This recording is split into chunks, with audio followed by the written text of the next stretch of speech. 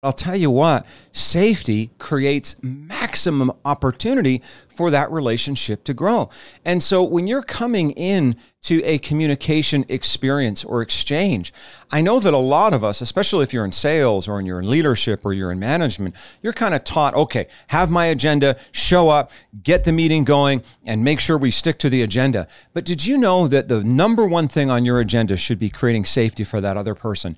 And that will then allow them to hear your agenda. It does not matter how great your agenda is. If they're not in a place where they're feeling safe, psychologically, neurologically, then they're not going to be able to receive the thing that you have to offer.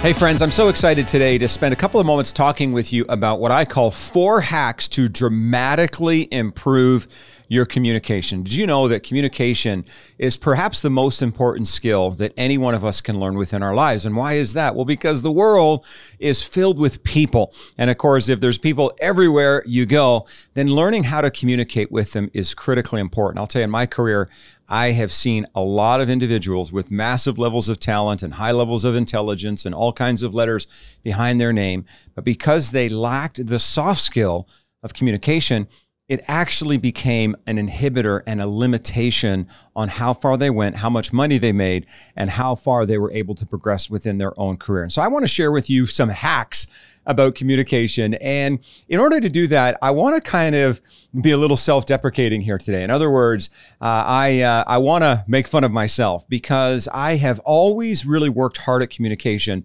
but I'm going to be honest with you, I'm not so sure that I'm an amazing communicator. It's one of those things that I'm constantly working on. You know, my wife is from another country, from where I was born and where I was raised. Her first language is not my language. And so that has introduced all kinds of dynamics. She's actually from the Philippines. And so I remember when we were messaging back and forth before we ever met, and I said to her, hey, would you like to get a coffee? And so she said, sure.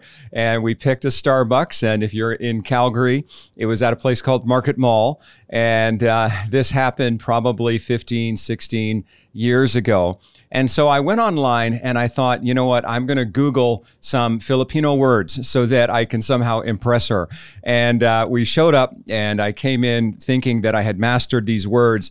And I said to her, masaya ka ba? And she looked at me like, who is this white guy trying to figure out my language? And so she said, what did you say? And I said it again. I said, Messiah ka ba? And she said, oh no, I'm not the Messiah. Her name's Eunice. My name is Eunice. And I'm like, well, I wasn't asking you if you're the Messiah. And she said, well, what were you trying to say? And I was trying to say, Messiah ka ba, which I guess means, are you happy in her language? And she says, oh, okay. And here's how you say it properly. You see, the funny thing about communication is sometimes we think we're sending a message and the other person may not get the message that you're wanting to receive, even if your heart's in the right place. I'll tell you, we are married and we've been married now for 13 years, very happily married. But I'll tell you what, it worked out really good in the end, but it could have gone really badly at the start, even though my intention was where it needed to be. And so I want to share with you some hacks for communication, because even though I just shared a silly story about my own relationship, you know, I know that many of us were raised in situations where maybe it was hard, maybe you witnessed abuse, maybe you witnessed really difficult communication. In other words, I think that so many people don't have a real blueprint for communication. And then what happens is they get into a relationship. It could be with their partner. It could be with a friend. It could be with somebody in business. It could be with one of their team members. And the problem is not really that they're not aligned, but the problem is maybe they're not communicating accurately. So I'm not speaking properly and you're not hearing properly. And what ends up occurring is a disconnect on both sides. And I believe that if we apply these 4 hacks, that it will absolutely reshape the way that we communicate. So let me go ahead and give you the first one. The first one is to be what I call brain conscious, to be brain conscious. Now, if there's one thing I have learned, and I haven't traveled that much, but I've been to over 20 countries. I've spoken on stages in over 20 countries. I've done business in probably 10 different countries. I own property in 4 different countries. I have a lot of international connections. And if there's one thing that I have seen is that nothing positive or transformational happens until people feel safe. The tragedy of our culture today is that we're almost being trained to be suspicious of each other based maybe on gender or status or the color of our skin or the very first impression that we have. And what ends up occurring is we put up a lot of walls.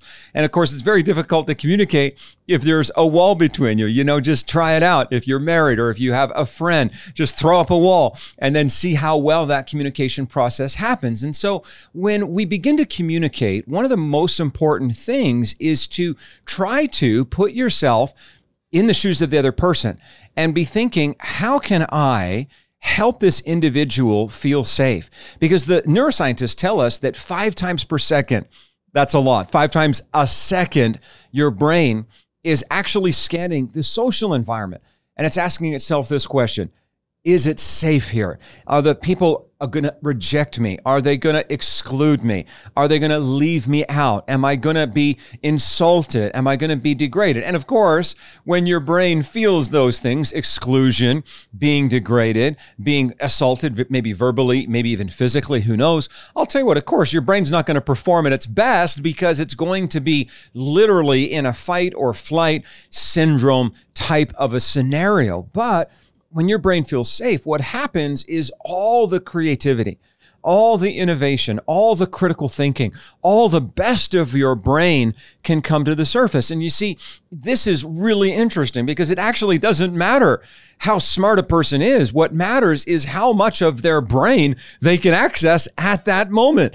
And so if they're stuck in the amygdala, which is that part of your brain that controls the fight, flight, or freeze response, if you're in the part of your brain where you're not actually able to innovate or do problem solving or do critical thinking, you can be the smartest guy in the room, but operating out of the most primitive, kind of dumbest part of your brain that really is just driven by one instinct and one instinct alone, and that's to survive. Now, when I say it's the dumb part of your brain, of course, I don't mean that in a derogatory way. Thank God for, the amygdala when you're walking through the forest and a bear comes rushing at you, or if you're in the middle of the jungle and maybe you're being chased by a tiger. Absolutely, that amygdala is really good. But if you're in a serious conversation with a person that you love, somebody whose opinion that you value, somebody who you actually care about, I'll tell you what, the amygdala is probably not going to help you if there's not an actual threat. You see, the perception of threat and the actuality of a threat are completely different things. And so when we perceive a threat, what we do is we throw up a wall. And what that wall does is keeps the other person at a safe distance. In other words, really, the purpose of a wall is not so much to exclude, but it's to protect. And yet, when we feel safe, what happens is we extend a bridge. And so I know it's kind of a silly example, but when I said to my wife that day in that Starbucks 15, 16, 17 years ago, whatever it was, she'll get mad at me for not knowing the exact date, but you get it. Some of you men, sometimes we forget things. And I wasn't actually trying to make her feel unsafe. I was actually trying to make her feel safe. Wow. By speaking her language. And of course, she saw through the silly attempt, and she knew that my heart was in the right place. And so rather than her putting up a wall and a threat response, oh, this guy's trying to somehow manipulate me, she kind of saw through that. You see, and then her wall came down and she told me how to say it properly because my accent was really off, and I'm pretty sure it's still not that good in her language. But I'll tell you what, safety creates maximum opportunity for that relationship to grow. And so when you're coming in to a communication experience or exchange, I know that a lot of us, especially if you're in sales or you're in leadership or you're in management, you're kind of taught, okay, have my agenda, show up, get the meeting going, and make sure we stick to the agenda. But did you know that the number one thing on your agenda should be creating safety for that other person? And that will then allow them to hear your agenda. It does not matter how great your agenda is. If they're not in a place where they're feeling safe, psychologically, neurologically, then they're not going to be able to receive the thing that you have to offer. Now, you might say, okay, Abe, that's great. How do I create safety? Well, there's a lot of ways, but I'm going to give you the second communication hack, which will actually help you to create that safety. And here's what I think it is. I think that the way that we create safety is by practicing what I call 2-to-1. And you're like, 2-to-1, what does that mean? That means that we listen twice as much as we speak. Okay, I'm going to say that again, that we listen twice as much as we speak. Now, if you think about it, all of us want to be seen, we want to be heard, we want to be understood. That's the default position of humanity.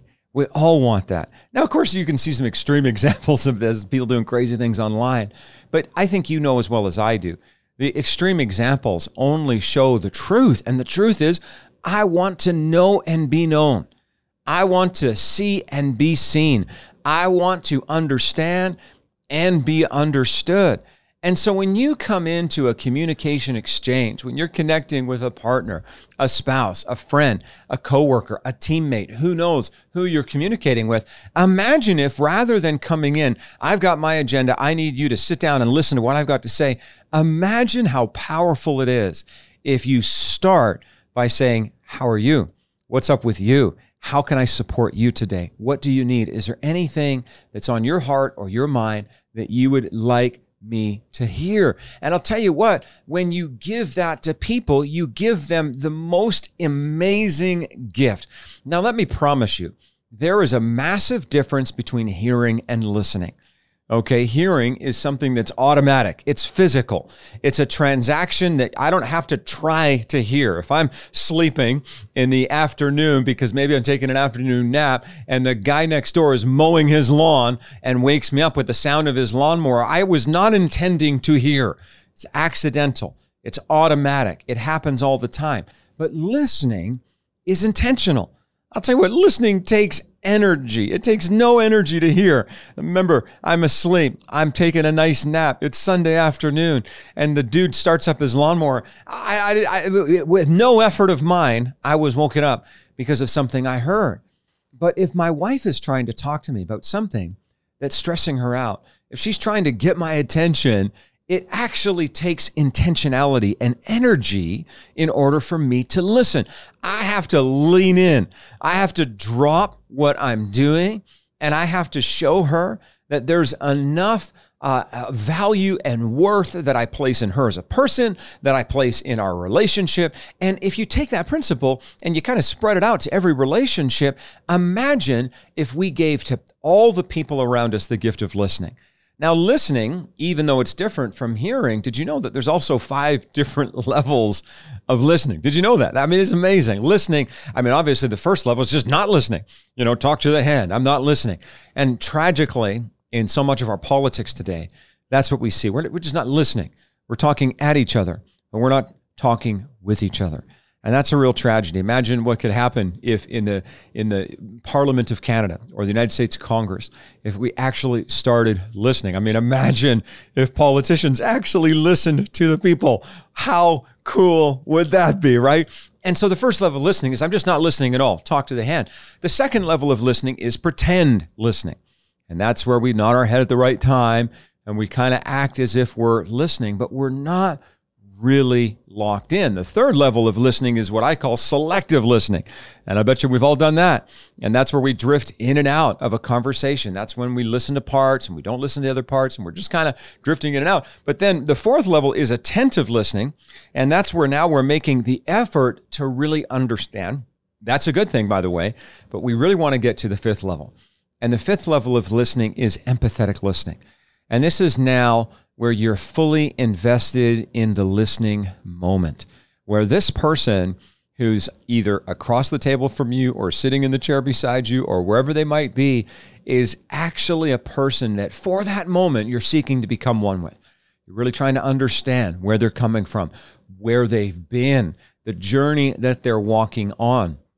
And I promise you, if you give people that gift, you'll create that safety that I was talking about. So the very first sort of communication hack is to just understand the brain. The brain needs to feel safe. The second is always practice. Remember, focus on 2-to-1. Listen twice as much as you speak. The third one, I like this, is mirroring and matching.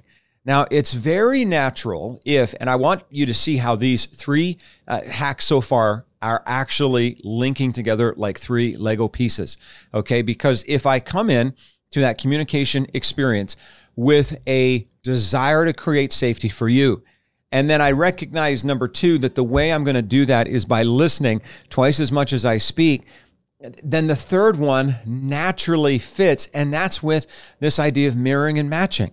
In other words, how do I mirror back to you the things that I've heard, but also the energy that you've brought so that you feel as though I actually get it. You know, there's actually something called mirror neurons. And scientists tell us that when someone mirrors your behavior, when they mirror your communication, the areas of your brain that light up are the same ones that activate when you get a reward. In other words, if you're mirroring and matching my communication, I feel good about that. And of course, what happens is then I want to come closer to you. But the opposite is also true. And so if you don't mirror and match, I'll tell you what happens is then I start to back up because I wonder, like, is it me? Is it them? Is there something wrong? And now what happens is we have two people hiding behind their own walls trying to talk over the wall at each other, rather than having the beautiful exchange of communication. You know, they've actually studied this, and they found that when waitresses do mirroring and matching, that they actually get higher tips. And sales clerks, when they're doing mirroring and matching, they get better evaluations, they get more positive customer reviews, and of course, their sales go higher. And so I think in the 20 countries that I've been to, oftentimes I don't even know the language, but you know, I think we all know the universal language is a smile. And when you start with a smile, I don't mean a cheesy smile. I sure as heck don't mean a creepy smile. I just mean a honest to goodness, authentic, warm, caring smile. You know what I found is that opens people up enough that you can begin mirroring and matching back to them. And you might not have the exact language or the right words, but what happens is people understand your heart. And you might say, well, Abe, how's that possible? How could somebody who doesn't know your language understand your heart? Let me tell you how that's possible, because about 80% of communication is nonverbal. You know, so I want you to do a thought experiment with me for a minute. Think of the number of people, the millions of people who might know your language, like the language that you speak, but don't know anything about your heart, right? And so obviously it actually has nothing to do necessarily with the exact words you choose. Why? Because 80% of communication is what you're saying with your face. It's what you're saying with your hands. It's what you're saying with your gestures. It's what you're saying with the energy that you emanate. People aren't stupid. They feel the energy that you bring to a room. Does this person want to take advantage of me? Does this person want to hurt me? Does this person have my best interests at heart? And I am aware, absolutely, that learning language would be helpful and getting the words right is helpful, but never ever confuse that for communication. How many times have you been in a meeting where the words were perfect, but actual communication did not happen? And that's why mirroring and matching is so important. Because when we mirror and match, what happens is we move from just the words that we speak to actually the energy that we're conveying. Now, let me give you the fourth hack, and I hope that this has been helpful to you. So the first one is just remember brain science. Safety first, safety last, safety always. Secondly, 2 to 1. Listen twice as much as you speak. Number 3, mirroring and matching, or remembering the impact of mirror neurons. But number 4, I'll tell you what, celebrate people. Celebrate people. In every conversation, there is something about that other person that you can authentically celebrate if you're paying attention. Now, it could be something on the surface. And actually, if it's authentic, that's okay. It could be that you compliment, hey, that's a nice shirt you have on, or boy, I like how you do your hair today. Or, you know, I just think that the way that you're all put together from a fashion perspective is awesome today. But it could also be non-surface. In other words, maybe you're celebrating an accomplishment that they just had. Maybe you've been checking out their LinkedIn profile and you saw that they recently earned a new certification, or recently got a new job, or recently celebrated a 5th anniversary, or whatever it is. And it's amazing how the people who keep a little mental library of what to celebrate about each other person actually get rated very highly when it comes to people skills. Why? Because they're communicating that it's not all about me. It's so easy in communication to send the message that it's all about me, how I'm feeling, what I want, what I need, what I have to say. But imagine if you're the difference maker in the conversation. Imagine if you're the person who's more focused on them. I'll tell you what, my suspicion, my theory is you're going to ultimately get what you want, but you're going to get it the right way because you've celebrated the other person. I'll tell you what, we have a whole bunch of people out there today who are really wrestling. They're not acknowledged.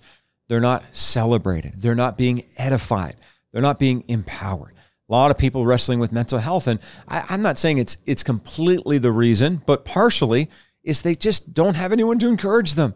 They don't have anyone to just look them in the eye from sincerity and authenticity and speak life to them. Tell you what, you can be that person. It literally costs you nothing to do that. It costs you nothing to give someone a compliment. It costs you nothing to celebrate another person. But wow, the payoff for them can be immediate. And of course, you all know the principle of reciprocity. Because you've given something to them, they're going to want to give something back to you. So I hope these 4 communication hacks have been helpful to you. I'll tell you, I thought that I really wanted to spend time on this today because when I look at the most important things in my life, the things that have shaken my life, the things that have shaped my life, everything good, everything bad has come through a conversation. And so if we can master the art of communication and conversation, I'll tell you what, it will change our lives. So number 1, be brain conscious. Number 2, 2 to 1. Okay, 2 to 1. We speak only half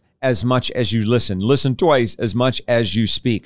The third thing is to mirror and match. And then the fourth is to celebrate people. Thanks so much for tuning in. Go check out certifiedflourishingcoach.com, where we have unbelievable resources for coaches and leaders to help you master the skills that we just talked about here today. Thanks so much.